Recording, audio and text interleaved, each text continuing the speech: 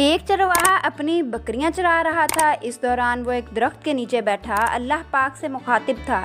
ऐ अल्लाह पाक, सुना है तेरी बीवी भी नहीं है, तेरे बच्चे भी नहीं हैं, भला तेरा ख्याल कौन रखता होगा? या अल्लाह, अगर तू मेरे पास होता मैं तुझे अपनी भेड़ों का दूध पिलाता, तेरे बालों को संवारता, तेल लगाता, वगैरह वगैरह। पास से गुजरते हुए हज़रत मूसा अलैहिस्सलाम ने जो ये सब कुछ सुना तो पुकार उठे, तू तो मुर्तद हो गया।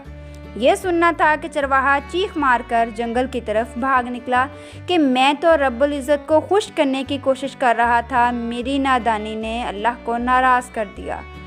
मौलाना रूम लिखते हैं कि इसी दौरान हज़रत मूसा अलैहिस्सलाम पर वही नाज़िल हुई, मूसा, तूने मेरे बंदे को मुझसे दूर कर दिया है।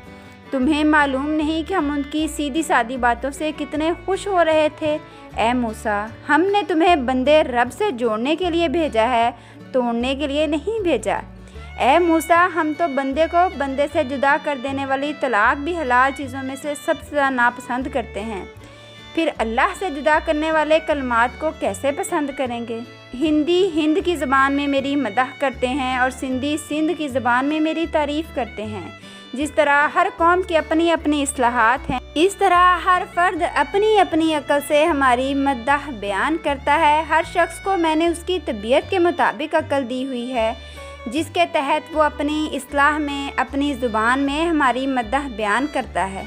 इस चरवाहे की बातें मेरे नज़दीक मेरी मदह थीं, जबकि तुम्हारे नज़दीक मेरी तौहीन थी। मेरे नज़दीक वो शहद से ज़्यादा मीठी और तेरे नज़दीक वो जहर से कड़वी।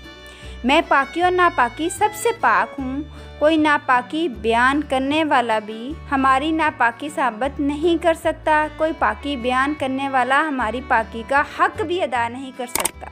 जी प्यारे व्यूअर्स, अगर आप इस चैनल पर नए हैं तो हमारे चैनल को सब्सक्राइब कर लें, इसके साथ ही बेल आइकन भी प्रेस कर लें ताकि आपको इस तरह की तमाम अखलाकी इस्लामी वाक़यात का नोटिफिकेशन बर वक्त मिल सके।